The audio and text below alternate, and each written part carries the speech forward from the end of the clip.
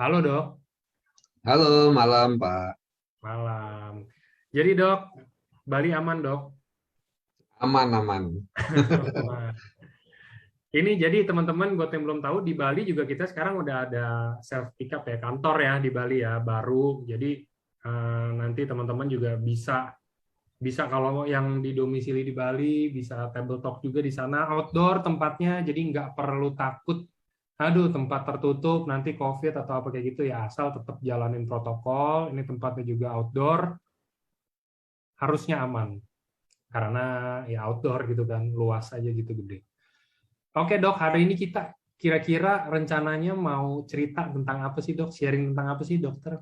Eh, Pak Angga, itu kalau Pak Angga bicara, biar wajahnya Pak Angga aja yang kelihatan. Biar saya ada temannya ngobrol nih. Boleh, boleh, boleh. Sebentar, saya belum dandan loh dok, tapi gondrong. Takut kalah ganteng ya? Nggak apa-apa. Eh. Saya lagi di Surabaya nih, Pak Angga. Oh lagi di Surabaya, nggak di Bali dok? Kan membuktikan bahwa AFC bisa bekerja dari mana saja, katanya. Asik.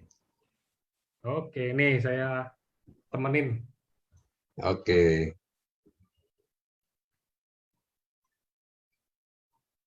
Nah, siap.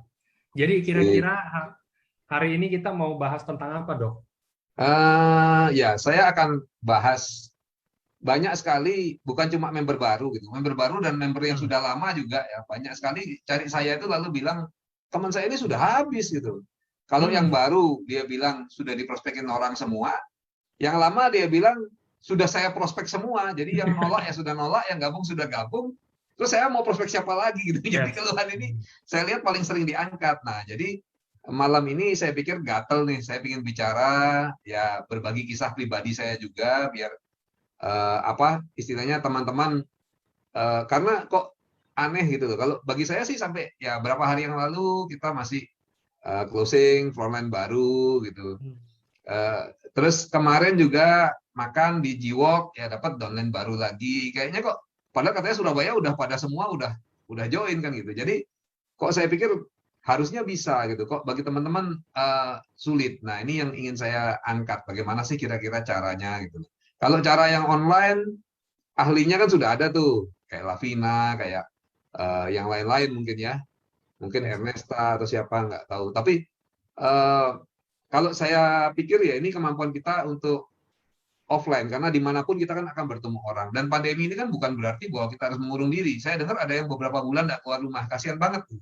Saya tetap Hmm. jalan-jalan nih, baru sepedaan dari Batu ya, baru ya di mana-mana gitu. Jadi baru ke Bedugul, ke Batu, terus Surabaya. Jadi ya kita nggak usah takut selama protokol kesehatan kita terapkan. Dan kalau kita sudah pakai produk IFC, harusnya kan juga daya tahan tubuh kita lebih baik daripada orang normal lah gitu. Nah itu saya rasa udah bisa lah untuk kita tetap bertemu orang walaupun secara berhati-hati. Yes. Oke, jadi kira-kira gitu ya teman-teman. Tadi yang garis besarnya saya yang udah ngomong di awal, ini lebih detail lagi dari Dokter Yudi. Jadi simak terus teman-teman. Ini acara ini nggak direkam. Jadi biasanya kalau training, kecuali yang kayak ini ya, yang training-training di luar, maksudnya kayak tema sendiri, kayak contoh yang kayak dulu ada yang nggak bersangkutan dengan EFC deh, bersangkutan dengan tema diri sendiri atau apa kayak gitu itu biasanya ada. Cuman kalau yang kayak begini harusnya nanti saya set biar nggak kesimpan. Jadi kalau bisa buat teman-teman yang belum masuk disuruh masuk dulu karena ini acara bagus. Jadi biar semua orang semakin banyak yang lihat kan semakin bagus juga ya. Bisa bagus juga buat kitanya juga gitu loh. Apalagi kalau tim kita lihat semua kan keren. Oke, silakan kalau mau mulai dok. Oke, saya share screen dulu ya. Oke,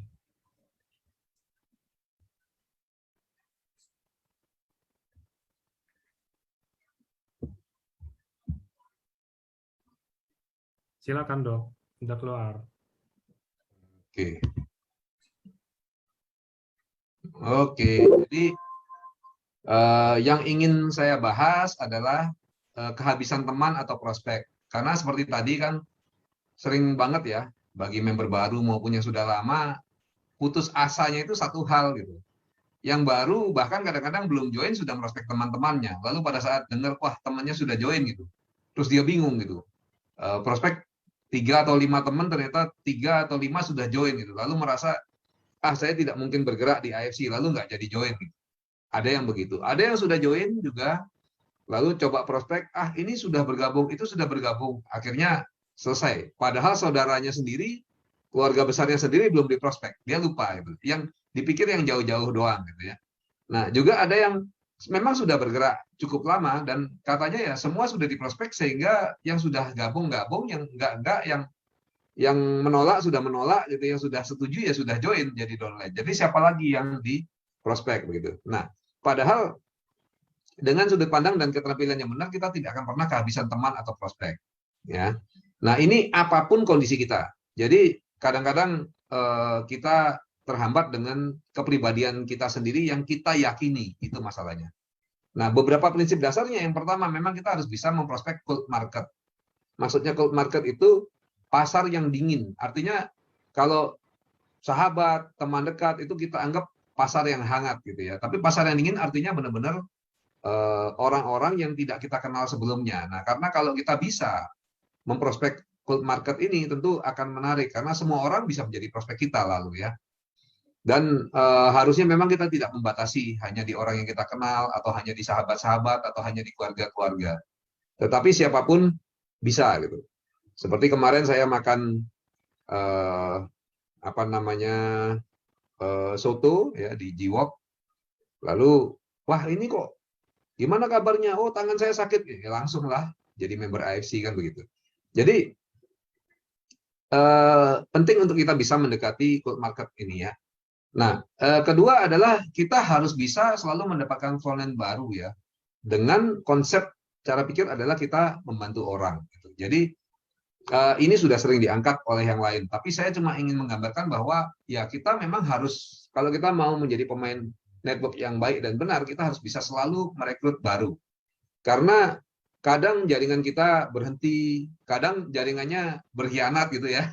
Ada yang cerita sama saya, waduh sekarang jaringan saya main itu yang trading gitu. Terus seluruh downline-nya di prospek juga gitu. Sampai yang cross-nya juga di prospek, jadi kacau. Nah, kita harus bisa memprospek baru, membentuk jaringan baru yang kuat dan kokoh dengan orang-orang yang satu pandangan dengan kita. Karena kalau kita bahas ya sebenarnya antara trading yang sekarang sedang rame ya, itu juga sebenarnya kalau dibandingkan dengan AFC ya banyak sekali kelebihannya AFC. Cuma kadang kan orang belum mengerti, jadi mereka sibuk dengan hal-hal seperti itu.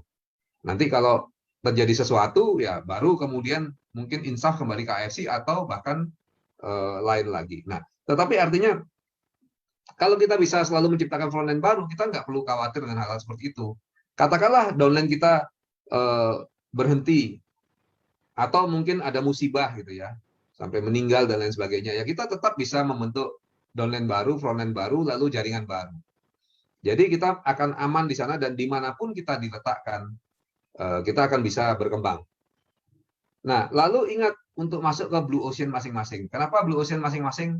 Ya, Blue Ocean itu sebenarnya satu istilah dalam strategi marketing. Bahwa kalau Red Ocean itu artinya pasar yang sudah ramai. Misalnya sekarang gini, kalau dibilang, wah Surabaya, Jakarta ini sudah Red Ocean nih, sudah ramai nih, orang-orang pada umumnya sudah bergabung AFC misalnya gitu ya.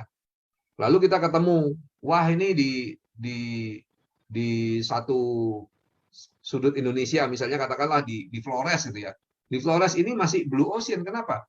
Setiap orang diajak bicara tentang AFC belum mengerti, belum tahu tentang AFC. Nah itu artinya masih marketnya besar sekali, gitu, mudah. Nah itu namanya Blue Ocean. Tetapi kalau saya lebih berpatokan bahwa Blue Ocean ini tiap orang berbeda-beda. Artinya bisa jadi Red Ocean bagi seseorang, Blue Ocean bagi orang lain gitu. Contohnya begini, gerombolan ibu-ibu arisan di kota gitu ya. Lalu mereka ada satu yang masuk AFC dan dia mengerti bagaimana cara memanfaatkan linknya dan juga cara memprospek. Maka dia akan mempunyai kekuatan yang jauh lebih dibanding dengan saya. Kalau saya masuk ke pasarnya ibu arisan akan bingung gitu. Begitu diajak ngomong, saya pernah ya coba. Kita baru ngomong A, dia tanya tentang B, begitu kita jawab B, dia sudah ngomong tentang C.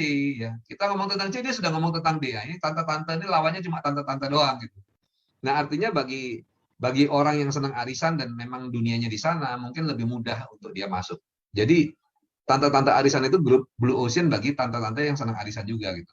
Tapi kalau bagi saya mungkin bukan Blue Ocean, itu sulit banget ya. Ngomongnya nggak fokus, sebentar ke sini, sebentar ke sana gitu. Nah, baru mau kita closing ternyata ayo giliran tarik undian siapa yang menang, langsung udah bubar semua presentasi kita. Nah, itu Blue Ocean tiap orang itu berbeda-beda. Ya, ada juga yang Blue Ocean-nya misalnya grup bersepedanya atau grup hobi memasaknya. Silakan ditemukan.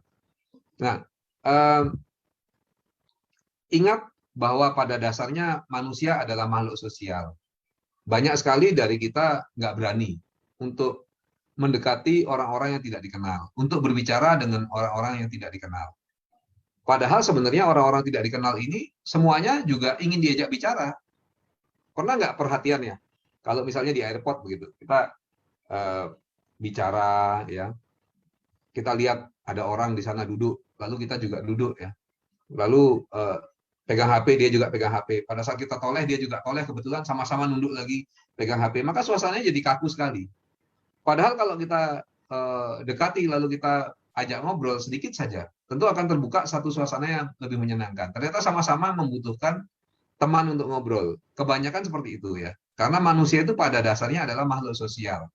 Jadi jangan takut untuk mulai pembicaraan, mulai bercakap-cakap, berkenalan dan lain sebagainya. Karena pada dasarnya semua orang itu senang kalau kumpul-kumpul dan berteman. Ada satu dua yang antisosial ya, tapi itu kita exclude aja. Karena pada dasarnya semuanya adalah makhluk sosial. Nah, tinggal cara pendekatannya seperti apa. Nah, saya mulai dari kisah hidup saya pribadi.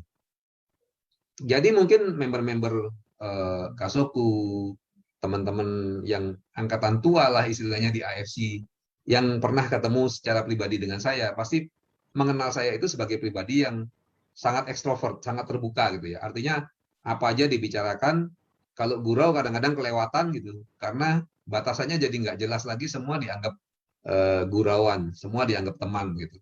Nah, mungkin kadang-kadang mereka itu kesannya mereka dapatkan. Nah, tetapi apakah pernah mereka berpikir bahwa saya pernah menjadi orang yang sangat introvert, pribadi yang sangat tertutup?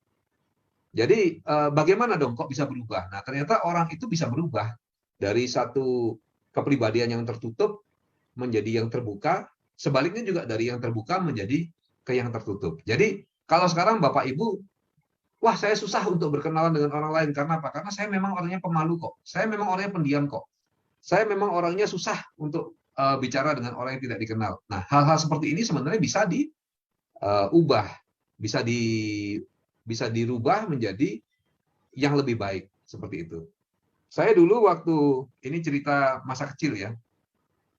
Waktu saya kelas 1 SD sampai kelas 3 SD itu mungkin lebih dikenal sepertinya kayak kepala gangster gitu. Jadi satu angkatan di bawah saya, satu angkatan di atas saya, dan angkatan saya itu takut semua. Karena apa? Karena saya senang berkelahi.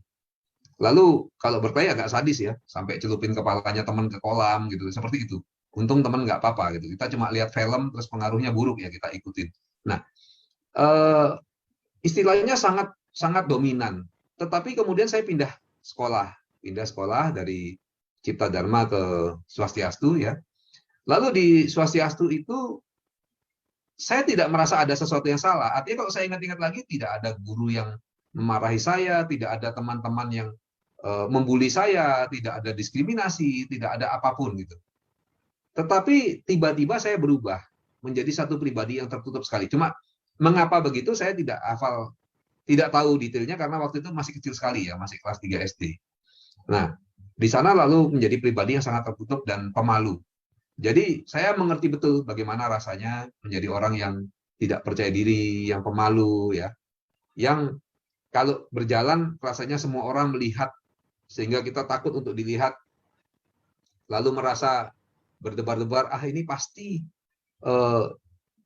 saya dilihat aneh ya, pasti mereka sedang melihat saya, pasti mereka sedang berbicara tentang saya. Jadi orang yang pendiam ini ternyata pikirannya terus berbicara. Ya, jadi lebih lelah menjadi orang yang tertutup dan pendiam. Karena sebenarnya dia diam tapi pikirannya banyak berbicara. Kalau orang yang ekstrovert, dia bicara, selesai bicara dia memang diam, pikirannya pun diam gitu. Jadi saya sudah mengalami. Nah, perubahan dari orang yang dominan, yang ekstrovert menjadi introvert itu terjadi pada saat pindah sekolah. Jadi pencetusnya adalah satu lingkungan yang baru pada saat itu. Lalu ya pada saat itu antara kelas 3 sampai kelas 6 bagi saya memang satu saat momen yang tidak menyenangkan dalam hidup saya karena nggak banyak saya ingat gitu. Saya memang masih main-main dengan teman-teman, ya mempunyai beberapa sahabat juga, tapi rasanya hidup hanya berlalu begitu saja, tidak berwarna gitu, tidak ceria. Nah, sampai kemudian eh, terjadi sesuatu, yaitu ada seorang teman yang mengatakan yang menurut saya itu teman wanita ya, waktu itu mungkin masih romance gitu ya, jadi merasa nyaman aja dengan teman wanita. Nah, pada saat itu saya berbicara bahwa wah, harusnya kamu bisa jadi juara kelas gitu. Lalu teman itu malah balik berbicara, harusnya kamu yang jadi juara. Nah, saya bilang dari mana lihatnya, karena saya kan dari dulu dari SD juga ingin juara, dan teman-teman kalau SD kalau juara kan diberi hadiah ya, kita dapat apa namanya, hadiah juara 1, juara 2. Sering kali saya berpikir loh, saya ingin juara 3 aja gitu. Suatu kali saya juara 3, bagi saya itu sudah sangat berarti sekali, terima hadiah di depan. Tetapi nggak bisa gitu. Nah, sekarang tiba-tiba teman yang saya anggap bisa juara tiba-tiba berbicara kalau saya bisa juara. Tentu sesuatu yang aneh gitu. Nah, di sana lalu eh, saya ketawa ya, tapi dia bilang, serius, kamulah seharusnya yang juara. Saya bilang, dari mana kamu lihat? Tuh, kamu ini pintar katanya. Tetapi mungkin karena kamu tidak pernah belajar. Saya bilang, ah, tidak begitu. Dia bilang, coba kamu ingat kapan terakhir kamu belajar. Terus saya ingat-ingat, ya memang saya tidak pernah belajar gitu. Terus dia bilang begini, udah gini aja, sekarang kamu belajar aja 15 menit. 15 menit aja satu hari belajar. Nanti kamu akan melihat perubahan yang terjadi. Kemudian saya pikir 15 menit, no big deal lah ya. Artinya cuma 15 menit, apa sih ruginya gitu. Mudah dong. Ya udah, saya mulai akhirnya untuk belajar pada saat itu. Nah, pada saat saya belajar 15 menit sehari, terus terjadi perubahan. Yang saya rasa itu tiba-tiba kalau teman-teman mau ujian berkumpul bertanya kepada yang juara 1, terus yang juara 1 nggak bisa jawab. Saya pikir kenapa nggak tanya saya ya gitu. Kenapa nggak tanya saya? Tapi karena saya waktu itu tertutup dan pemalu, saya nggak berani ngomong. Cuma saya pikir tanya ke saya aja, saya akan jawab dan akan terangkan gitu.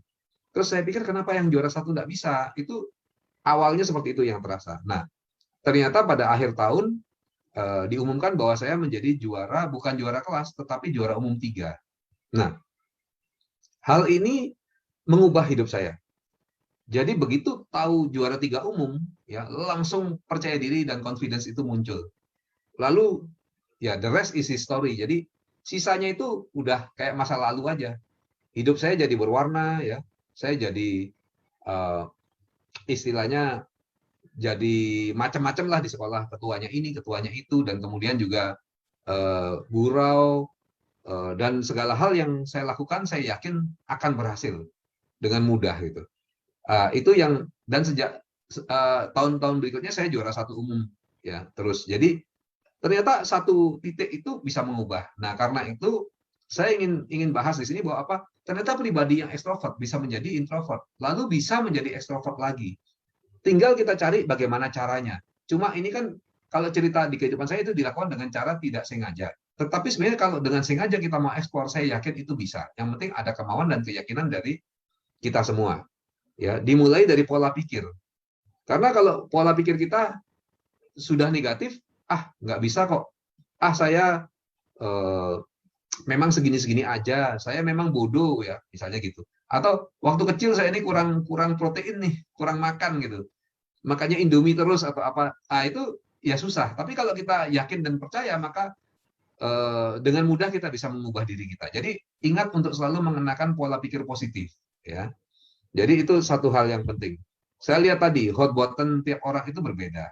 Kalau tadi dilihat bahwa untuk saya hot buttonnya adalah tadi pada saat dibilang udah belajar aja 15 menit lalu terjadi perubahan, saya masih belum sadari, tetapi begitu hot button itu mulai ditekan, boleh dibilang pada saat ayo belajar 15 menit sehari ya. Hasilnya adalah benar-benar listriknya mengalir dan berfungsi pada saat mendapatkan juara umum 3 itu. Karena sejak saat itu bagi saya mudah untuk selalu menjadi juara begitu.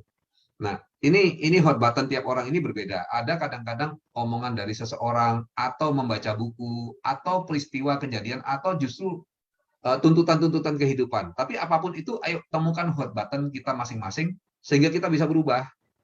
Saya percaya semua di sini punya kemampuan untuk mengubah diri, untuk menjadi juara, untuk menjadi hebat.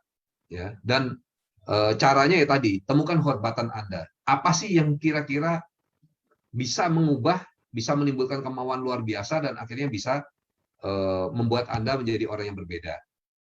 Lalu yang perlu saya singgung lagi adalah lakukannya setahap demi tahap, gitu. Jadi nggak harus super cepat. Ya. Kadang-kadang kita kalau ingin langsung lihat ke katakanlah mendaki gunung atau naik tangga yang tinggi sekali, kita lihat ke ujungnya kayaknya aduh nggak mungkin deh, capek sekali pasti naik ke sana dan lain sebagainya. Tetapi kalau kita mau melangkah selangkah demi selangkah, tentu itu sudah bukan lagi sesuatu yang sulit. Ya, artinya di sini sama di IFC ya. Di IFC ini jangan berpikir Bapak Ibu langsung ingin menguasai seluruh ilmunya, misalnya Budi Darwin, ya, atau ilmunya Ardian, atau ilmunya Yohanes, ya, atau ilmunya Pak Niko. Mereka itu memang sudah lama melatih dirinya, ya, dengan keras dan juga dengan bersemangat, gitu. Jadi kalau kita baru bergabung ya kita harus melatih diri kita. Nah kadang-kadang ada orang yang bisa cepat, ada orang yang bisa lambat, tapi tidak masalah. Seperti kita lihat di gambar ini ya. Ada yang sudah dewasa, dengan mudah dia bisa menaiki tangga. Yang kecil mungkin bagi dia relatif lebih tinggi tangganya, relatif lebih sulit naik tangganya. Tapi tiap orang kalau mau melangkah, satu langkah demi satu langkah, maka pasti akan mencapai tempat di atas itu. Itu yang harus kita sadari, bahwa perjalanan panjang itu kalau kita naikin satu langkah, ya tidak berpikir jauh-jauh, tapi ayo satu langkah lagi, maka bukan hal yang sulit untuk kita bisa mencapai tujuan kita. Nah, ini yang banyak orang tidak melakukan. Ya, yang mereka lakukan bercita-cita untuk di atas, melihat ke atas, bermimpi bahwa di atas, tapi tidak mau naik tangganya. Itu masalahnya. Saya yakin kalau semua mau melatih diri, naik satu tangga, maka tidak lama 5 tangga terlampaui. Tidak lama lagi 10 tangga, 25 tangga, akhirnya 250 tangga, akhirnya tujuan tercapai. Nah, apalagi di IFC ini, di jaringan ada satu hal yang istimewa. Istimewanya apa? Ya karena seperti orang laki dewasa dan anak kecil ini.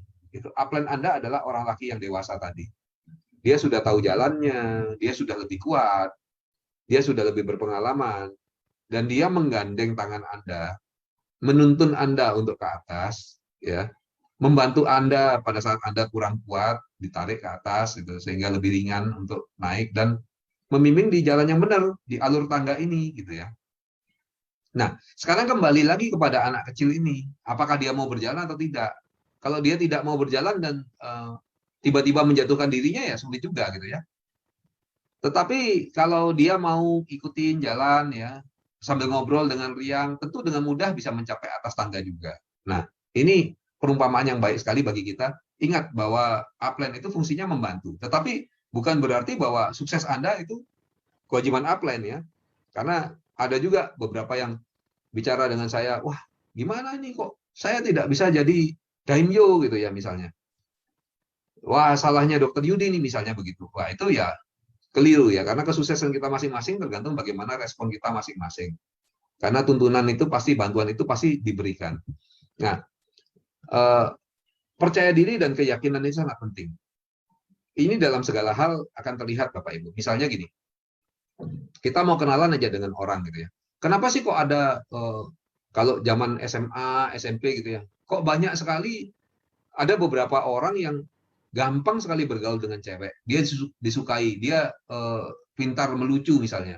Dia enggak ganteng tapi wah teman cewek semua kalau dia gurau dan berteman mudah sekali. Karena dia percaya diri dan dia yakin bahwa dia akan dengan mudah berteman ya. Tapi ada juga yang walaupun ganteng atau pintar tapi nggak punya cewek sama sekali. Kenapa? Karena tidak percaya diri. Nah, jadi semua hal dari berpacaran ya, apalagi prospek, apalagi bermain jaringan, semua itu kembali awalnya dari percaya diri dan keyakinan. Kalau kita sendiri nggak percaya diri, ya susah bagi orang lain untuk memaksa kita percaya. Nah, lalu bagaimana kita membuat orang lain percaya kalau kita sendiri tidak percaya? Itu kan jadinya repot ya. Nah, kadang kita mau beritahu orang bahwa produk ini bagus, tapi kita sendiri nggak yakin produk ini bagus. Gimana produknya? Ya, orangnya juga nggak yakin. Tapi kalau kita memang sudah minum, yakin, ya, sudah tahu apa isinya, sudah tahu apa kelebihannya, tentu mudah bagi kita ya untuk meyakinkan. Kita tinggal bilang, oh ini loh, satu produk yang luar biasa sekali, ya. Karena apa? Karena ini, buktinya ini. Saya konsumsi begini, keluarga saya begini. Ah, tentu akan berbeda ya. Pada saat kita percaya diri, mudah untuk kita memprospek dan menghasilkan closing. Memang kepribadian ya, kalau di personality plus itu kan ada, mungkin udah ada yang baca bukunya ya. Kalau belum, sengaja saya singgung sedikit supaya apa? Supaya di sini semua membaca sendiri. Karena kalau kita membaca sendiri, kita akan tahu secara mendalam. Kalau diceritain mungkin tahu hanya kulit-kulitnya saja. Di personality plus itu ada 4 tipe kepribadian. Memang pada dasarnya kita itu ada yang dengan mudah bergaul ya, sanguin ya, dengan mudah bergaul, dengan mudah berteman dengan siapa saja dan ingin selalu menjadi pusat perhatian, itu ada gitu. Tetapi seperti saya bilang tadi, kalau dari kisah hidup saya, hal itu terjadi bisa dipelajari dan bisa berubah loh dari waktu ke waktu. Bisa orang itu menonjol dan menjadi seakan-akan tipe sanguin ya, tapi bisa juga menjadi tipe yang lainnya. Nah, ada 4 tipe kepribadian, nanti silakan dibaca sendiri ya, sehingga tahu masuk tipe kepribadian yang mana. Tetapi sangat penting untuk kita membaca personality plus itu, karena dari sana nanti kita akan mudah mengetahui seseorang yang kita prospek termasuk tipe yang mana. Jadi bagaimana cara pendekatan yang mudah supaya dia bisa bergabung ya. Karena seperti orang yang inginnya taunya detail ya. Kalau kita berbicara detail, dia bergabung. Tentu berbeda dengan orang yang kepribadian lain. Nah, saya ingin singgung bahwa kita tidak masalah kondisi awalnya bagaimana ya, lalu kondisi apapun itu, kondisi pengetahuan kita, kepribadian kita dan sebagainya, itu tidak masalah. Yang penting kita harus selalu bergerak maju. Artinya, ayo hari ini apa sih yang lebih maju? Apa sih yang membuat kita menjadi berbeda dengan kemarin? Apa yang membuat kita menjadi lebih baik? Itu yang harus dilakukan. Hari ini saya mau baca buku, misalnya. Buku apa gitu ya? Misalnya 4 personality tadi, personality plus, boleh gitu. Saya mau baca buku tentang leadership, boleh. Mau baca buku tentang apa saja gitu. Silakan, karena itu tetap menambah pengetahuan dan membuat kita selangkah lebih maju. Lalu, hari ini saya akan memprospek dengan cara ini. Besok saya akan prospek dengan cara ini. Karena memang kita harus mencoba berbagai macam metode sehingga ketemu yang paling pas. Sehingga pada saat kita ketemu orang A, cara prospeknya begini. Ketemu orang B, cara prospeknya begini, gitu ya. Karena nggak selalu semua harus dikeluarkan seluruh ilmunya. Kan pada saat kita baru bergabung, kita bingung nih mau ngomong apa. Karena apa? Pengetahuan kita masih sedikit. Jadi kalau disuruh prospek, kita bingung nih. Apa ya? Gimana ya? Nah, sebaliknya kalau udah ikut beberapa saat, lucu ya, kita punya terlalu banyak ilmu, terlalu banyak pengetahuan, sehingga pada saat prospek bingung juga itu. Dikeluarin semua, waktunya jadi panjang sekali, akhirnya yang di prospek jadi nggak bergabung lagi. Nah, disinilah kita perlu berlatih, mana yang perlu kita bicarakan, mana yang kita perlu keluarkan, secukupnya saja sehingga orang bergabung dulu. Nanti setelah bergabung, baru kita proses lebih jauh. Jadi misalnya dengan kasus yang kemarin, yang closing baru ya, karena orang tersebut sakit, tangannya susah menggenggam, ya, saya tinggal bilang, ini kalau harusnya Anda pakai produk ini gitu. Produk apa ya? Produk bagus itu dari Jepang. Gimana caranya? Ya nanti gampang lah, saya kirim dan lain sebagainya. Nah, langsung closing, selesai dulu di tahap itu. Kalau saya sering setahap itu ya sudah, transaksi terjadi. Setelah itu mungkin 2 hari kemudian baru kita follow up lagi. Ya, follow up lagi, kita tanya, bagaimana rasanya? Wah, kalau dibilang, wah bagus ini, ternyata gini, baik, sudah selesai kerjaan kita. Ya kan? Tinggal digongin aja supaya, ya makanya ayo beritahu keluarga dan teman lain yang sakit. Ayo, ini ada bisnisnya dan lain sebagainya. Kita bisa masuk ke sana. Tetapi kalau kita misalnya mengalami hal yang negatif, wah ini kok tiba-tiba kepala sakit, badan sakit semua. Masalah detox kita harus terangkan, ya. Lalu kita beri lagi ilmu tentang isinya produk apa, aman ya, 100% natural, isinya apa, isinya ini, fungsinya untuk apa, kenapa kok ada detox, mungkin arah percakapannya ke sana di pertemuan kedua. Lalu nanti 2-3 hari lagi kita telepon lagi, bagaimana? Oh ini kok detoxnya nggak berhenti-berhenti ya, kita mungkin masuk ke ilmu-ilmu lainnya. Kalau sudah bagus, kita mungkin masuk ke bisnisnya ya. Ayo, ini bisa menghasilkan sesuatu yang besar. Misalnya seperti itu untuk kasus kemarin. Tetapi bisa juga kasus itu dimulai dari presentasi bisnis gitu ya. Silakan aja disesuaikan dengan orangnya. Tapi artinya apa? Kita harus selalu bergerak maju, harus selalu menciptakan sendiri metode yang paling efektif. Artinya dari segala ilmu yang ada yang kita dengarkan ya dari Pak Niko, dari Eka Yanto, dari semua ya, dari grup Doraemon, dari manapun ya, ya kita harus, termasuk dari dolen-dolen kita sendiri ya, kita harus dari sana pelajari, lalu dari sana kita menambah ilmu kita untuk selalu bergerak maju. Nah, kita boleh punya idola sebagai acuan. Jadi misalnya, wah idola saya adalah, kan tiap orang beda-beda ya, idola saya adalah Kohudi Darwin. Kenapa? Karena dia pintar hitung-hitungan. Biasanya kalau orang flekmatis cocok ya, karena senangnya yang detail, hitung-hitungan, angka-angka begitu. Wah, saya ingin seperti dia, silakan. Gitu. Jadi ilmu itu harus kita kuasai juga. Atau ada yang ingin ilmu lain gitu ya, misalnya seperti Pak Niko yang wah bicaranya menghanyutkan gitu misalnya, menyentuh hati. Gimana caranya? Nah, silakan kita bisa pelajari juga. Jadi silakan idolanya yang mana, tetapi jangan mengukur diri Anda menggunakan ukuran orang lain. Maksudnya gini, wah dia kok sudah bisa begini bagus, saya kok belum, saya berarti berbeda, saya berarti lebih buruk, saya berarti lebih bodoh misalnya begitu. Nah hal ini yang jangan sampai terjadi gitu. Ya kita boleh, wah si A hebat ya, ya samalah seperti misalnya gambar yang saya ambil ini. Kalau Anda yang cewek lalu membandingkan, waduh dia cantik sekali ya, saya kok nggak cantik seperti dia, dan merasa bahwa Anda nomor 2 dibanding dia, nomor 100 dibanding dia, itu hal yang salah. Karena tiap orang pasti punya kelebihan masing-masing. Tinggal kelebihan itu yang dicari, kelebihan itu yang dipergunakan gitu ya, sehingga kita bisa menjadi orang yang lebih baik. Nah, latihan sekarang. Bagaimana sih Dokter Yudi caranya latihan gitu ya, supaya kita bisa selalu memprospek orang baru sehingga kita bisa mempunyai frontline terus-menerus gitu. Bagaimana sih latihannya? Yang pertama yang harus kita lakukan dan yang harus kita latih downline kita untuk lakukan adalah kita harus bisa berbincang dengan orang-orang yang belum dikenal. Jadi caranya mudah ya. Kita silakan ke tempat makan atau di airport ya, atau dimanapun kita berada, tentu ada orang lain. Nah di sana coba deh dari orang yang tidak dikenal langsung kita dekati, coba memulai percakapan ya, lalu berkenalan gitu.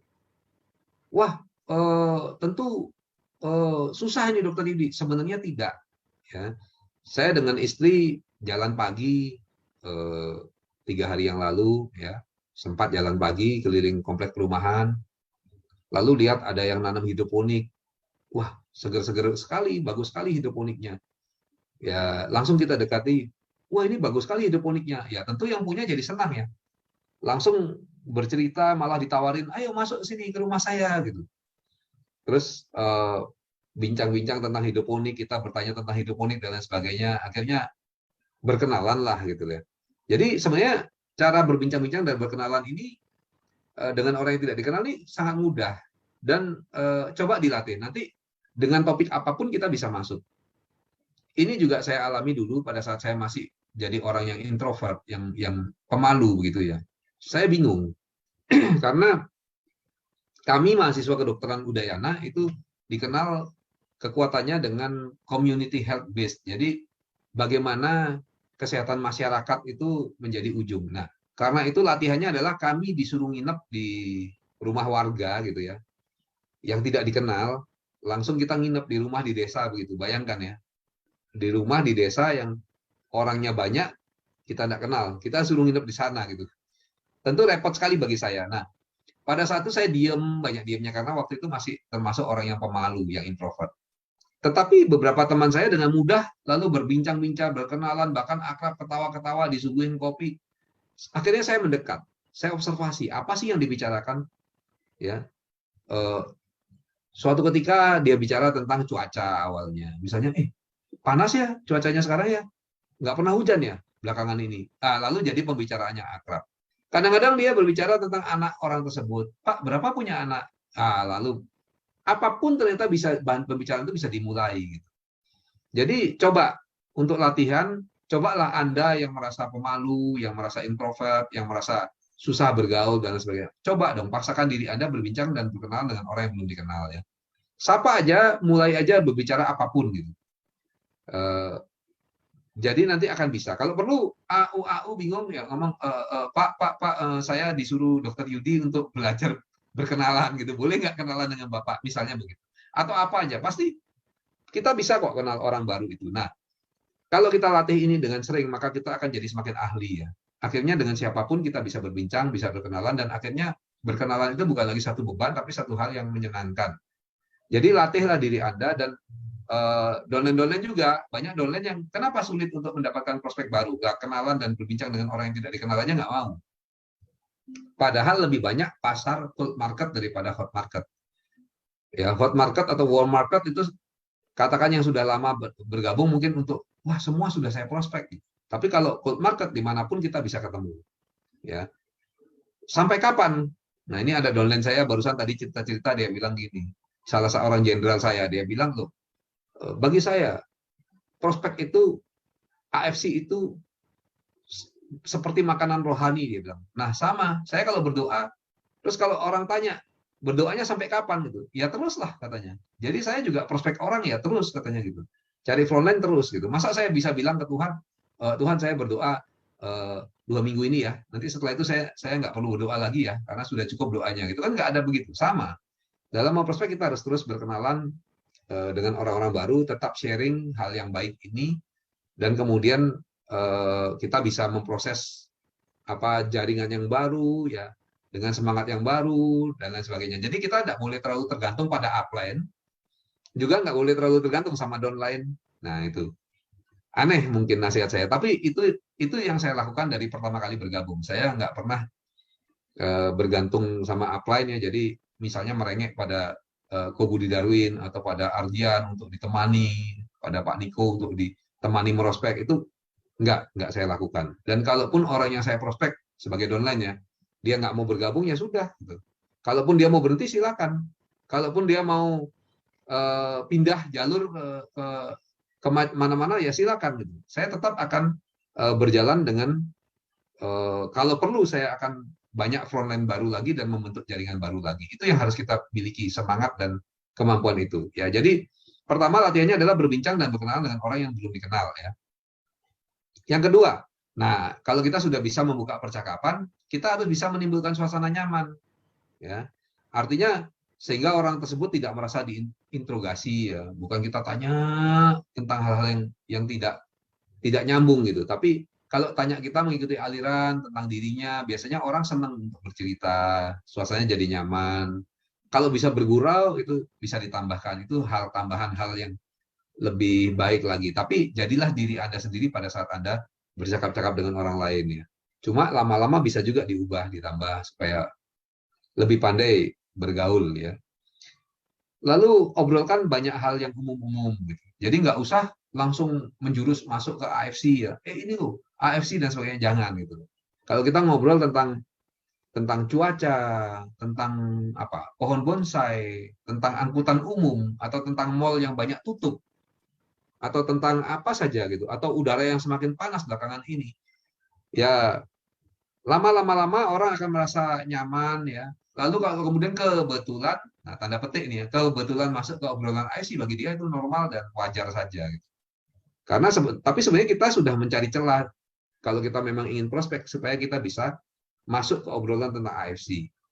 Ya, caranya banyak. Misalnya yang sering saya lakukan kalau duduk di sebelah saya ada orang lain misalnya di pesawat atau di ruang tunggu. Maka saya akan banyak bertanya tentang orang tersebut ya, hobinya, apa yang dia senangi, lalu keluarganya, pekerjaannya, dan sebagainya. Pada saat ngomong tentang pekerjaan, lama-lama dia pasti akan bertanya tentang pekerjaan kita. Nah, di sana lalu kita pancing ya, agar orang tersebut penasaran dan terus bertanya. Misalnya kalau tanya pada saya akan bilang, oh, sebenarnya saya itu dokter sih. Gitu. Loh, kok ada sebenarnya? Kan pasti orang akan berpikir begitu. Dia akan bertanya lebih jauh. Ya, saya praktek deh. Sampai sekarang sebenarnya masih praktek. Tetapi ada hal lain yang ternyata mengubah hidup saya. Jadi dia akan tanya dong, apa itu hal yang mengubah hidupmu? Wah, wah kalau ceritanya agak panjang. Tapi kalau mau ya saya ceritain. Gitu. Mau nggak kira-kira dia? Pasti mau. Ya. Jadi dia yang mengejar saya untuk bercerita. Bukan saya yang sibuk mendesak supaya dia mendengarkan tentang AFC. Itu intinya. Nah, kalaupun closing, jangan ada paksaan atau rengean. Biarkan kalau bisa justru dia yang mengejar gitu ya. Apa tadi produknya itu saya ingin boleh dong satu gini-gini. Oh ya, bisa sih kalau mau bisa saya atur untuk pembeliannya. Gitu. Oh, bagaimana caranya? Di mana? Jadi biarkan dia yang bertanya. Jangan kita yang, tolong dong beli dong ya. Aduh, saya sebenarnya ikut begini tapi sudah lama tapi saya nggak bisa menjalankan dan sebagainya. Yang begitu-begitu tentu akan buruk sekali efeknya. Ya. Nah, kalaupun sulit untuk closing dan masih gagal, bikin opsi agar bisa tetap komunikasi. Atau lebih baik kalau bisa membuat dia malah berharap untuk bertemu. Ya.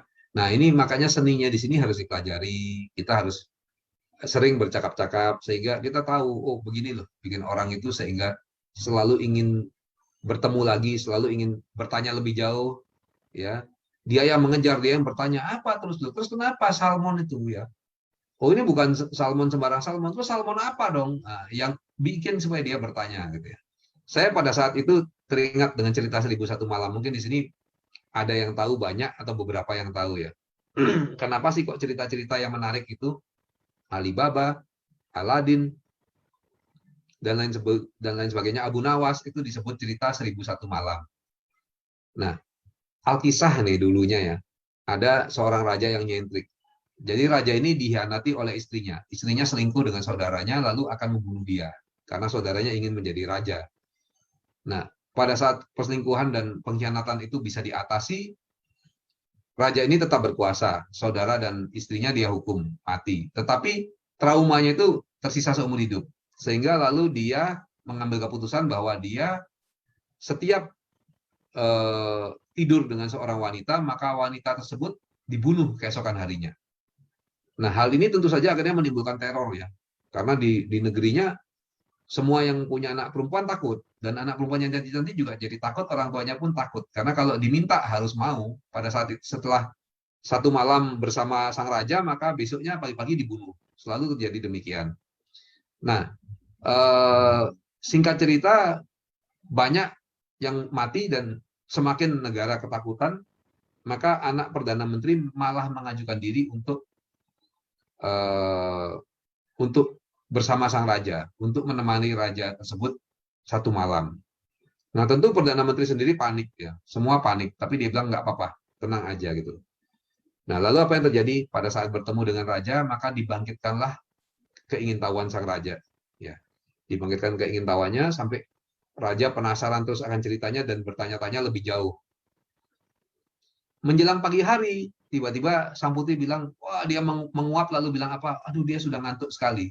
Ya, cerita ini pada saat tegang-tegangnya, tapi dia bilang nanti akan disambung keesokan harinya. Akhirnya raja pada saat akan bunuh keesokan harinya dia penasaran karena tidak tahu sambungan cerita tersebut. Akhirnya dia bilang, oke, bunuhnya mungkin besok aja ya kali ya. Jadi dia bisa menemani raja 2 malam. Tapi di malam kedua juga sama. Dia bikin cerita seru ya atau disambungkan dengan cerita lain pada saat seru-serunya putus lagi ya. Sehingga pada saat pagi rajanya penasaran lagi dibiarkan. Nah, begitulah terus akhirnya putri ini bisa bertahan sampai mencapai 1001 malam ya dengan 1001 macam ceritanya. Dan akhirnya raja sadar ya bahwa pada saat itu ada satu pemberontakan dan lain sebagainya, putri itu membela dia, membantu dia dan dia sadar akan kecerdikan putri ini dan cintanya. Jadi ceritanya akhirnya happy ending. Tapi ini cerita 1001 malam ini bisa dipakai pada saat kita prospek, kita harus bisa membangkitkan cerita bagaimana sehingga orang-orang itu mau mendengarkan, mau tanya terus pada kita, bukan kita yang sibuk untuk menawarkan sesuatu. Mungkin bagi yang mau nonton ceritanya ada yang versi barunya yang bagus itu namanya Arabian Nights ya. Jadi Arabian Nights itu bagus sekali. Gambarnya gambar jin warna biru ya. Coba dicari. Nah, yang ketiga adalah kalaupun kita masih sulit atau gagal, kita harus tetap menjaga hubungan baik. Karena apa? Karena hubungan baik ini kalau masih terjadi kita masih bisa kontak. Kita bisa memperbaiki lagi hubungan-hubungan tersebut. Jadi sangat penting untuk kita menjaga ya. Jadi jangan sampai pada saat orang nggak mau, wah dia begini begini begini lalu ditinggalkan atau udah nggak pernah dikontak lagi atau awas ya masa temen nawarin kamu nggak beli, jangan sampai hal seperti itu. Tapi kalau kita masih keep kontak masih baik ya, karena seringkali orang satu kali pendekatan belum bergabung, dua kali pendekatan belum bergabung, pada pendekatan kelima lalu bergabung. Ya kita belajar banyak dari misalnya ceritanya Pak Udin ya, bayangin 3 bulan ditungguin, wah saya pingin banget ketemu sama upline-nya Pak Udin, karena bagi saya orang yang luar biasa. Nah, jaga hubungan baik tetap ya. Lalu ingat selalu sempurnakan dan latih lagi ilmunya ya. Tiap ketemu orang coba mulai berbincang-bincang, mulai berbicara ya sehingga bisa akrab. Itu aja target awalnya gitu. Jangan pikir mau prospek AFC dulu, tapi lama-lama kalau semakin sempurna ilmunya pasti semakin mudah ya. Semakin terlatih akhirnya jadi semakin mudah, akhirnya seluruh orang itu akan menjadi prospek Anda. Jadi nggak ada lagi keluhan, wah saya prospeknya habis, saya kok sudah nggak punya teman, saya kok sudah nggak punya keluarga dekat, sudah nggak ada lagi keluhan begitu. Karena siapapun yang ditemuin itu bisa menjadi teman, menjadi sahabat, menjadi keluarga dekat, menjadi anggota AFC, menjadi downline. Jadi nggak ada sebenarnya nama ceritanya habis karena sebenarnya loh jumlah manusia itu banyak sekali ya. Saya sering kalau downline saya bilang, aduh sudah semua lo ikut AFC. Saya bilang, ayo sini. Saya ajak dia ke pinggir jalan. Lo ngapain nih dokter Yudi? Coba kita stop yuk kendaraan yang lewat. Lalu kita tanya, tahu AFC enggak Pak? Tahu AFC enggak Pak? Tahu AFC enggak Pak? Kira-kira berapa yang jawab tahu dan berapa yang tidak? Maka lebih banyak yang tidak pastinya. Lalu saya bilang gini, seringkali juga saya tanya pada downline saya, keluargamu yang sudah bergabung berapa orang? Coba jelaskan ke saya. Ternyata sebagian besar keluarganya belum bergabung. Itu baru keluarganya kamu, apalagi keluarga tetanggamu, apalagi keluarga temanmu gitu ya. Jadi sebenarnya untuk prospek atau teman yang habis itu tidak terjadi. Nah, seharusnya kalau orang bernetworking dengan benar apalagi tidak akan pernah kekurangan prospek. Karena kita hanya cari 1, 2, 3, 4 orang, pada saat mereka bergabung, kita gali dari kenalan mereka, keluarga mereka, teman mereka. Setelah itu ada lagi 1, 2, 3 orang yang bergabung, kita lakukan hal yang sama lagi. Maka seharusnya kita bahkan tidak akan sempat memprospek relasi-relasi kita yang pribadi ya kalau memang kita bernetworking dengan benar. Tetapi ini saya berbicara bukan masalah networking dengan benar, tetapi ya sudah. Bagaimana kita bisa orang yang tidak dikenal sama sekali kita bisa ubah menjadi kenal, menjadi akrab dan bahkan bisa menjadi downline kita, bisa berbicara tentang AFC dan malah pada saat berbicara dia yang mengejar bukan kita yang sibuk menawarkan. Nah, satu hal ya, semangat itu nggak harus selalu kayak auman singa ya, tapi juga ya artinya dalam keheningan semut yang bekerja itu juga semangat ya. Semut bekerja dengan sabar, beramai-ramai ya, persisten dan tidak pernah menyerah, itu juga satu semangat yang sangat besar yang akan menunjukkan hasil yang sangat luar biasa. Nah, mungkin dari saya sekian Pak Angga. Kalau ada yang mau bertanya, mau ngobrol-ngobrol lebih jauh, karena ini bagi saya lebih ke arah ngobrol-ngobrol dan bagaimana sih curhat-curhatnya gitu ya. Kalau ada orang yang merasa habis relasinya, habis temannya, habis prospekannya gimana caranya, seperti itu mungkin. Saya kembalikan Pak Angga, mungkin ada yang mau bertanya atau ingin bercakap-cakap dengan saya, silakan. Siap. Nah, boleh teman-teman sekarang kalau yang mungkin mau tanya-tanya tentang yang tadi yang udah dijelasin nih. Tadi sih saya lihat ada yang beberapa tanya sih.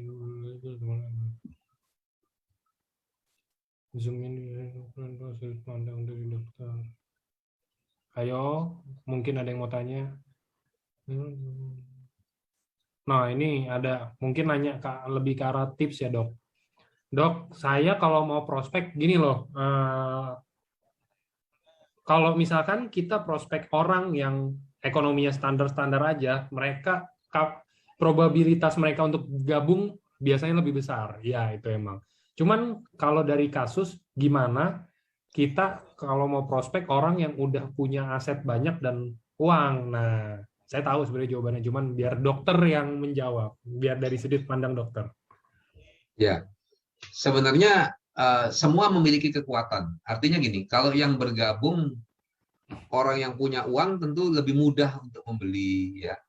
Lalu mungkin relasinya pun lebih banyak ya. Pengaruhnya pun mungkin lebih besar sehingga lebih mudah membuat orang lain bergabung.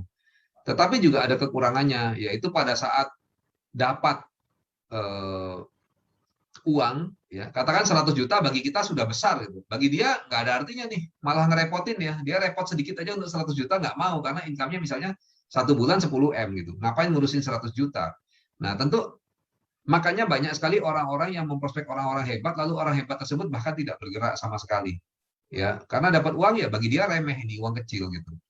Jadi itu kelemahannya. Tapi ada kekuatannya seperti saya singgung tadi. Nah sebaliknya orang yang biasa-biasa saja atau bahkan tidak punya uang, memang lebih sulit untuk bergabung. Tapi sekali mereka bergabung dan sekali mereka bergerak merasakan uang, mungkin nggak sampai 100 juta pun, mungkin 25 juta pun, bagi mereka sudah dunia berubah. Mungkin 50 juta sudah rasanya dia punya surga. Nah tentu mereka akan mati-matian bekerja, mati-matian berusaha dan mereka tidak akan pernah berhenti di IFC. Nah, tentu keuntungannya ada. Karena itulah banyak leader-leader semua kalau saya cerita home talk-nya mereka kan banyak menyedihkan ya.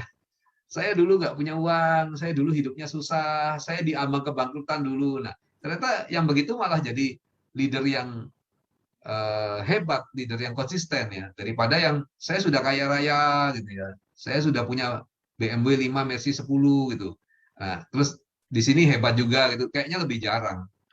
Nah, kita nggak usah memilih-milih lah, karena Tuhan itu memberi kita rezeki ya. Dia sebenarnya sudah menentukan ini akan aktif, ini akan jadi ya. Karena seperti banyak teman-teman bicara, mungkin lebih tepat Tuhan dan AFC yang memilih kita, bukan kita yang memilih AFC gitu. Karena dulu juga saya aneh, kenapa kok saya pilih AFC gitu. Tapi ternyata memang inilah yang terbaik. Jadi kita nggak usah mikirin kita prospek orang kaya atau orang miskin atau orang yang apa namanya istilahnya eh, untuk bergabung awal saja nggak punya gitu ya. Saya ingat grup almarhum Pak Harto, eh, leader saya yang sangat saya hormati ya.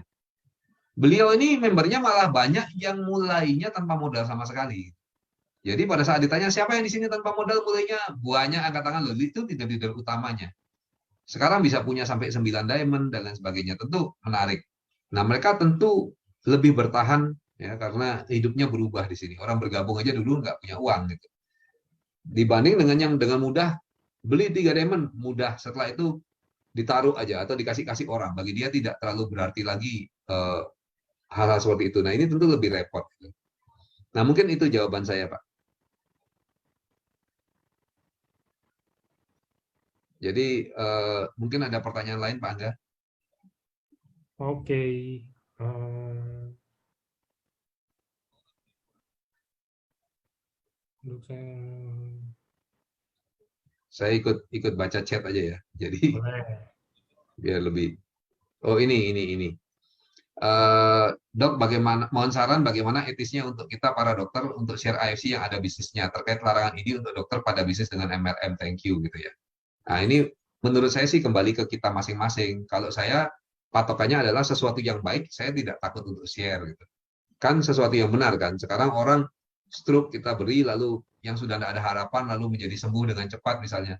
Ini apapun yang terjadi menurut saya memang harus di-share. Dan masalah bisnis atau tidak bisnis ya pada kenyataannya banyak sekali dokter yang punya bisnis ya. Ada yang punya hotel, tempat saya nginep kalau saya ke Palu itu yang punya hotel dokter gitu. Ya downline saya juga ada yang punya peternakan babi 300 ekor gitu ya. Ada yang punya kos-kosan, ada yang ya semua dokter dia mau bisnis atau tidak itu sebenarnya haknya masing-masing. Yang penting adalah hal baik yang dilakukannya untuk berbisnis. Yang menjadi jelek adalah bila misalnya tanpa edukasi yang benar lalu pasien-pasiennya dipaksa membeli produk ya atau produknya tidak tidak tidak nyata menimbulkan kesembuhan, tapi dipaksakan juga diberikan dan sebagainya. Itu tentu hal-hal itu yang negatif ya. Tapi saya rasa selama positif tidak ada masalah. Dan kalaupun kita bisnis juga tidak ada masalah, karena banyak sekali dokter yang punya bisnis. Gitu. Kenapa harus menjadi sesuatu yang memberatkan? Itu mungkin seperti itu jawaban saya. Ini kok semua pada tanya bagaimana caranya merospek dokter. Iya, mungkin gini aja dok, itu kan jadi salah satu mungkin yang mereka pada penasaran nih, ini mumpung dokter kan maksudnya gini loh, sebagai seorang dokter ya, kira-kira ada nggak menurut dokter cara yang ampuh buat misalkan mau kita ada dokter nih, ada dokter terus mau kita coba prospek gitu loh, mau coba kita ajak masuk ke dalam EMC, kira-kira apa kata-kata yang menarik yang ingin dokter dengar deh sebagai seorang dokter kalau diajak masuk EMC nih? Ya tentu saja tiap orang itu berbeda. Jadi kalau saya lebih ke arah pribadi bukan ke arah dokternya gitu. Tapi baik dia dokter, baik dia pengacara, baik dia apapun itu profesinya, tentu dia adalah seorang pribadi dan pribadi itu unik ya. Karena itu kita harus masuk juga secara seorang pribadi gitu loh. Bukan bahwa dia dokter terus pakai acara A, B, C lalu pasti berhasil. Nah, kalau memang ada cara begitu, pasti saya punya downline dokter-dokter seluruh Indonesia di bawah saya semua dong gitu. Bukan begitu. Jadi ya kita harus tahu dokter ini sifatnya seperti apa, ya terus apa hal penting bagi dia. Lalu kita mau masuk dari mana gitu. Apakah kita masuk dari dok ini loh, produk kami sudah di IMS ya, suplemen yang canggih dari Jepang, masalah produk penelitiannya dibahas, atau kita mau masuknya dari segi bisnis. Nah, saya punya seorang downline dokter, mungkin lebih tepat dia yang bercerita saat ini gitu ya. Seorang downline dokter yang kemudian terakhir bicara sudah 150 orang dokter di bawah dia. Gitu. Nah, ternyata waktu saya tanya, dia bilang ya, saya kalau dengan dokter ya saya tidak pernah bicara masalah kedokteran lah katanya. Kamu sendiri tahu kapan selesainya kalau kita bicara masalah kedokteran gitu. Karena apa? Karena bantah-bantahan secara ilmiah itu pun banyak terjadi gitu ya. Dan tidak ada ujungnya gitu. Jadi lebih mudah kalau bicara masalah bisnis, pelan-pelan diarahkan, jangan dengan pembicaraan yang menyinggung ya, jangan dengan dok masa dokter mau praktek bini terus sampai tua, jangan ngomongnya jangan seperti itu gitu ya. Tapi bisa nanti apa disanguin suntikan di pantat itu ninggalin ruang prakteknya gitu. Ya kita ngomongnya yang menarik lah gitu. Artinya kan digali lebih jauh, tapi intinya tetap ke arah sana gitu loh. Kenapa banyak sekali dokter yang praktek misalnya dari pagi sampai siang, ya istirahat sebentar, sore sampai pagi lagi praktek. Kan banyak sekali. Nah, memang uangnya banyak, rumahnya bagus, mobilnya mewah, tapi apakah itu satu kehidupan yang menyenangkan? Itu jadi pertanyaan juga kan. Nah, lalu kedua, ya kalau bicara mengabdi ya, oke lah mengabdi gitu. Tapi sampai segitunya, terus-menerus sampai seumur hidup, rasanya kok juga nggak sesuatu yang wajar gitu. Nah, kita bisa masuk dari banyak hal, bahwa banyak juga dokter-dokter, kalau yang spesialis yang top memang ya uang udah nggak usah diomong lah ya. Tapi kalau banyak juga dokter yang hidupnya juga susah loh gitu, yang mikirin untuk nyekolahin anak juga bingung, yang mau ganti mobil juga bingung, yang rumah juga mungkin pingin ganti rumah juga bingung gitu. Nah, itu kalau dideketin secara bisnis tentu menarik ya. Bagaimana dok, dokter mau pensiun umur berapa gitu? Karena melihat saya jalan-jalan terus aja banyak teman-teman dokter yang merasa wah dokter Yudi ini yang benar nih gitu. Kenapa ya seneng-seneng jalan-jalan terus seumur hidupnya gitu ya? Itu yang lebih sesuai gitu. Jadi silakan gitu. Dari mana masuknya ya tiap pribadi, tiap orang, tiap dokter. Dan tentu harus ada kedekatan. Karena itu ciptakan kedekatan dulu ya. Karena dokter itu kan lebih susah di-approach. Karena apa? Karena pertama mereka sudah biasa dihormati. Dokter itu kan profesi yang memang harus dihormati dong. Kita yang menentukan mati dan hidupnya pasien gitu istilahnya. Masa nggak dihormatin gitu, bikin mati nanti kan. Nah, tapi kalau dihormati ya sudah pastilah mereka. Kedua, mereka punya uang banyak pada umumnya.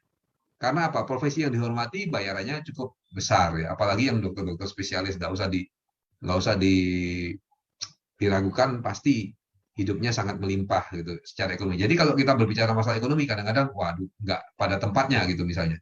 Tapi kalau kita bicara masalah kebebasan waktu ya, terus bisa menolong orang lain dengan lebih luas karena yang dulunya sudah katakan secara medikal tidak memungkinkan ya, kayak anak autis tidak mungkin bisa baik. Lalu ini ada produk yang bisa bagus untuk anak autis yang dulunya misalnya vitiligo gitu ya, bercak-bercak putih di wajahnya tidak bisa hilang. Nah sekarang ini kok bisa hilang gitu. Seperti itu tentu menarik bagi mereka untuk insight lain. Memang ada yang tetap keras kepala, ya udah tinggalin aja, carilah dokter yang tidak keras kepala ya. Kalau bisa carilah dokter yang seperti dokter Luigi gitu, lebih enak lagi gitu. Jadi sesuaikan masing-masing orang gitu Pak jawabannya. Masing-masing dokter itu karena mereka juga tetap orang pribadi gitu ya. Oke, oke. Jadi kalau bisa kita survei dulu ya dok sebenarnya ya dok ya. Ya, ya bangun Survei kedekatan lah dulu lah. gitu ya. Bangun kedekatan dulu gitu. Jangan main langsung tiba-tiba tembak. Dokter mau kayak begini terus sampai ntar pensiun. Itu benar sih. Saya setuju sih itu. Saya bukan dokter, setuju sih itu pasti disuntik. Kalau bisa disuntik racun itu kalau langsung itu Iya karena benar. itu bisa ya mungkin nggak harus dokter ya. Maksudnya orang lain pun kalau misalnya dibilang kayak begitu kan tersinggung rata-rata ya. Oke. Jadi yang tadi saya bahas adalah cara-cara secara umum ya, karena dokter itu sama. Dokter itu juga manusia ya, juga hmm, personal. Pendekatannya juga sama lah, pendekatan pada manusia yang lain gimana caranya, ngajak ngobrolnya gimana sih gitu dan lain sebagainya gitu ya. Nah, tentu eh, itulah makanya latihlah keahlian Anda sehingga Anda mudah tadi berbincang-bincang dengan orang lain, mudah akrab, terus diajak bicara apa aja nyambung, istilahnya kan gitu, guyon-guyon pinter. Nah, kalau gitu tentu lebih gampang kan. Kalau Anda sudah bisa ajak guyon dokternya sampai ketawa-ketawa, dokternya ngakak-ngakak, gampang lah ya kan. Dok, gabung gini kenapa sih kalau salah ngomong loh? Dok, saya guyon loh ini. Jangan dimasukin hati. Tapi kalau setor uang boleh juga, misalnya diguyonin gitu. Bolak-balik terus lama-lama dokternya akan setor juga gitu kan. Ya, anu lah, dipelajari keterampilannya. oke, oke. Teman-teman kalau buat yang produk jangan hari ini ya teman-teman. Nanti saya temenin di weekend, di hari Sabtu kita bahas tentang produk. Ini semua jangan mentang-mentang, maksudnya dari tadi kita bilang, oh iya nih dokter Yudi, dokter Yudi. Terus semuanya nanya, dok saya suba minum berapa ya, saya sakit perut ya. Gitu sih, ini hari ini temanya tuh kebetulan lagi training. Jadi kita hari ini pembahasannya tentang training. Mungkin teman-teman yang lain ada yang masih mau tanya lagi nggak?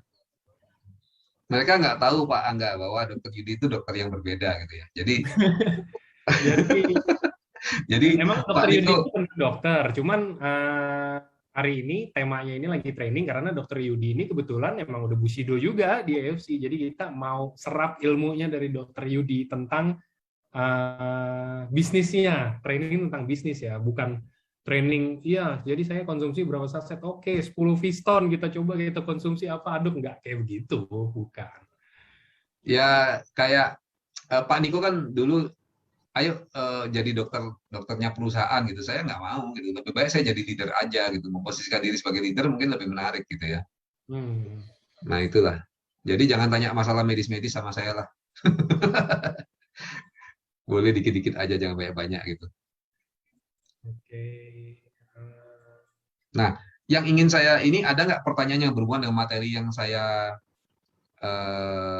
kemukakan tadi gitu loh. Nah, itu kalau ada yang ngikutin dari awal, jangan yang datangnya tengah-tengah lalu bertanya ya, nanti sudah di depan penjelasannya. Yang datang dari awal mendengarkan, misalnya ada pertanyaan tentang tadi gitu, eh, silahkan gitu, silahkan tanya tentang materi-materi tadi. Bagaimana sih yang perlu gitu. Oke. Malam dapat lebih paham boleh barangkali dibuat akademinya. Dok, ini pertanyaan paling awam, paling general, sorry. Dok, gimana caranya menanggapi? Ini mungkin tadi udah ada dibahas sedikit, tapi nggak pure ini banget. Cuman ini ada yang nanya, gimana kalau orang ada yang diundang LOP, prospekan kita nih diundang LOP, tapi kabur-kaburan, dok. Entah itu teleponnya nggak diangkat, WhatsApp-nya di-read doang, atau mungkin bahkan di-blok, apa segala macam gitu, dibilang apa. Tuh anak saya ulang tahun, minggu depan diajak LOP lagi, anak saya ulang tahun lagi, anaknya udah berapa kan? Nah, itu gimana kira-kira kalau dari versi dokter Yudi untuk yang kayak begitu? Karena banyak banget yang kayak begitu, dok. Ya, memang cukup unik juga ya. Kadang-kadang saya juga mengalami sih. Jadi berita bahwa saya di AFC itu menyebar begitu cepat gitu. Berita bahwa saya sukses jadi Busido juga nyebarnya cepat banget gitu.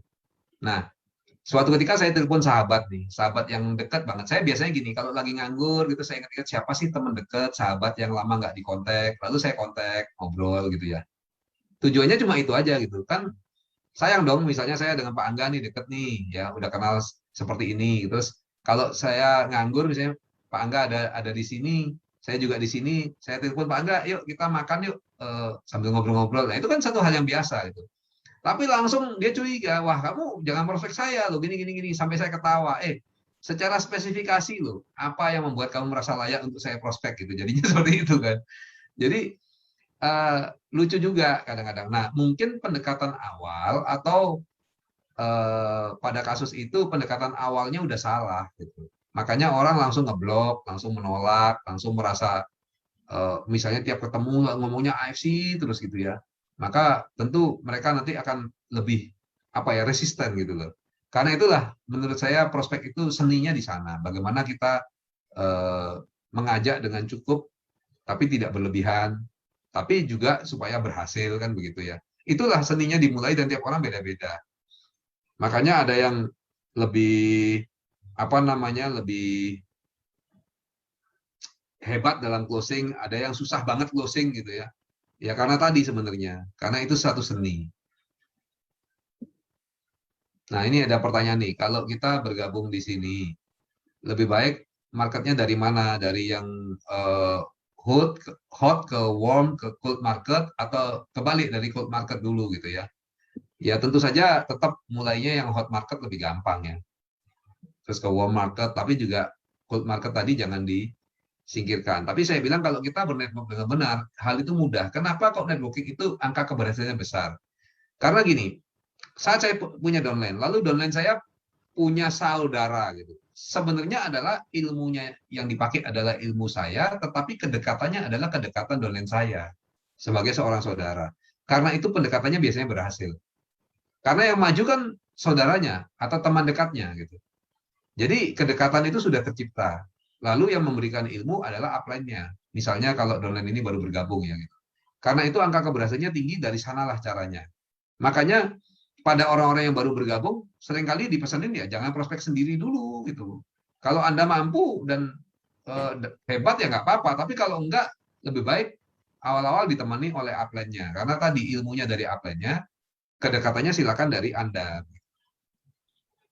Oke. Oke, ini ada lagi yang bertanya, Dok, gini nih, ini pertanyaannya panjang biar saya singkatin, saya ngerti, paham maksudnya. Dok, dokter kan Bushido nih, ada nggak saran dari dokter Yudi? Apakah gini loh, kan modal di AFC ini kita, let's say kita bilang ada yang mulai dari 3,3 juta sampai 21 juta lebih juga ada gitu ya dok ya. Ya. Apakah modal kita bergabung itu menentukan prestasi kita ke depannya? Sedikit atau banyak atau enggak gitu loh. Ya, sebenarnya begini. Semakin orang yang sama, artinya orang yang sama itu benar-benar sama sifatnya, sama kemampuannya, sama kemauannya, dan lain sebagainya. Yang satunya punya modal banyak, yang satunya tidak. Ya jelas yang punya modal banyak akan lebih berhasil, itu kan.